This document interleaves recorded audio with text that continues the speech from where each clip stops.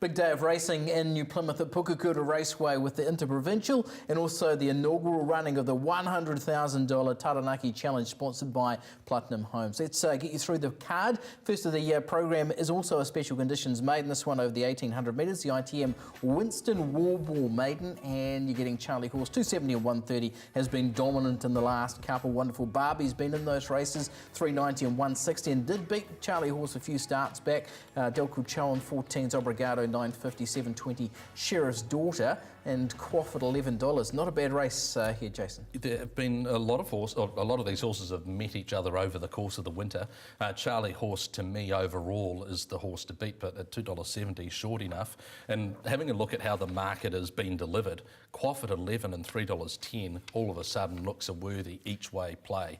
So I didn't expect there to be as much as that between Quaff and some of the other runners. So one, Charlie Horse is my horse on top, but the bet to me looks Quaff at 11. Okay, it was pretty good down at Riccarton as well. Gets home track advantage at New Plymouth. Moving on to the second, this one, the ITM United Steel over the 1600 metres. And you've got Kirkintilloch at 330 and 135. A horse who really does need clear running. Jason Waddell doing the riding for Nigel Tyler. Spoke to Nigel this morning, said the horse has come through that run really well. Ave Maria No riding at 380 and 145 was second this day last year, consistent last year as well. And Miss Campbell was second this day last year, and the last start run had merit. Well, given what you said about Kirkintilloch needing clear running, barrier 8 is absolutely ideal. Yeah. It'll give Jason Waddell every opportunity to work into the position that he wants to get the horse travelling how he wants it. He's the horse to beat. Okay, let's move you on to the third. This one, the ITM Thermocraft 1200. And here's the market for this one. Shows that Middagird at 350, 145. Good placings at each of the last three. Could it be this one? Now, Chloe the Maiden stepping up to rating 65. Company at 480. Otavio 550, 820. Goodnight Irene and $9. Miss Lizzie. Interesting last start, Middagird over the 1200 metres was outpaced in the early stages, so it stays at 1200 metres. You sort of wonder whether a little bit more ground is what the horse is searching for. That said, has drawn a middle barrier.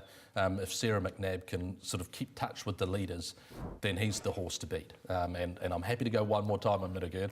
Again, he's been very costly because he's gone out very well supported in 3 starts this prep.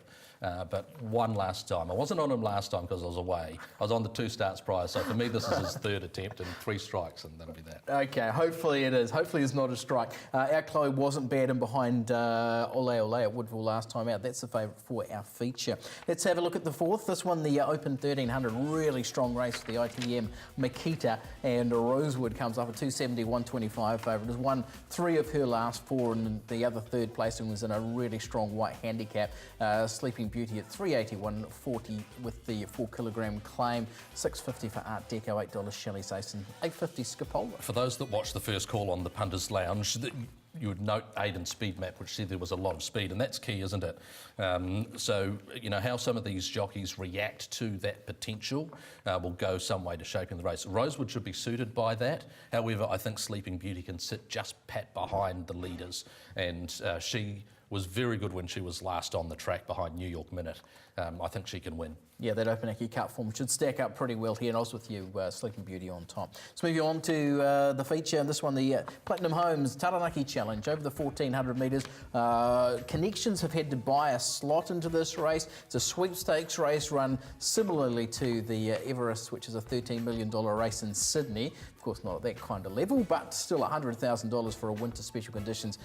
Pretty handy. English Gambler at 440, 550 Beltoy, who's been a big shortener in from 1050 opening. Ole the favourite at 420 and 160, and brings stakes form as well. Yeah, 60k to the winner for this race. Ole is now out to $4.20. That's pretty close to the price that I marked him. I thought that there were a couple of runners, Sure Bet and Back in a Flash. I quite like the prices around both of those 2 fillies, or filly and mare. Yep. So given how the race might shape, they're the ones that I'm thinking about being on, even though Ole is the #1 pick. Yeah, a really nice field to come together with a $100,000 up. It has drawn the quality. I mean, to not be on English Gambler, for example, yeah, given how he won last start, and there are a couple of other runners that have been super.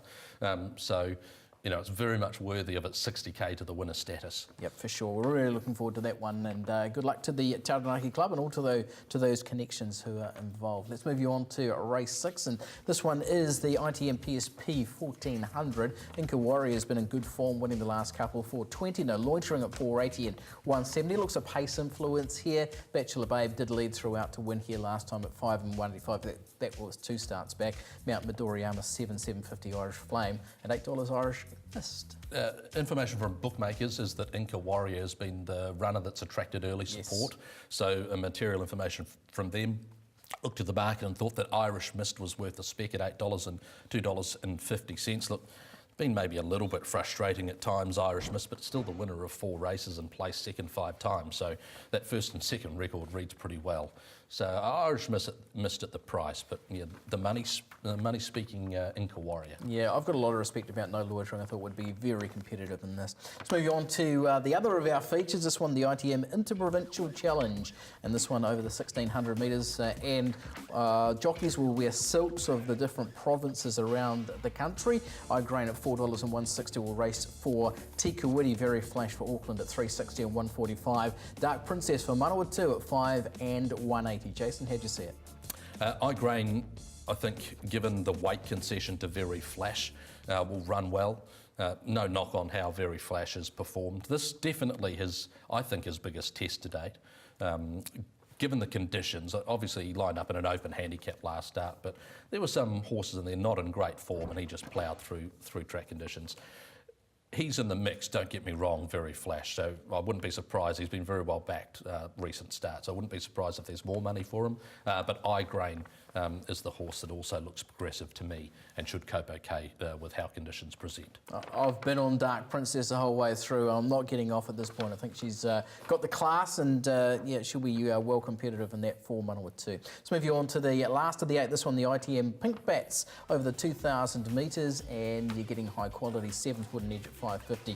Razor's Edge 750, hard to be humble at 850. I Suggest was a terrific winner at Waverley last week at 750. Beat Home Flag down there at 11s, and Where Are You at $9.50 and $3. Who wasn't bad here a couple of starts back when caught out wide in the slower part of the track, Jason. I think how bookmakers have framed this market is exactly representative of the chances. They're all chances in the race. 12 to 1 is the highest price, and $5.50 is the price for the favourite. Something must have got you. Yes. Where Are You? Got me. Last time Where Are You was here against the pattern of the day, had to do a lot of works out wide and still battled on okay. I was a little bit disappointed in how the horse hit the line at Pukekura last start, but maybe with just from that draw should be able to position just behind them and hopefully can relax and then be presented. So Where Are You each way, but everything's each way in the race. Yeah, it was in behind Wooden Edge and Century Miss last time out at Pukekura, but you'd take back that New Plymouth form, and I've got the horse on top as well, $9.50, not a bad price. It's one of those days at New Plymouth, bit of everything. Good luck if you're punting there.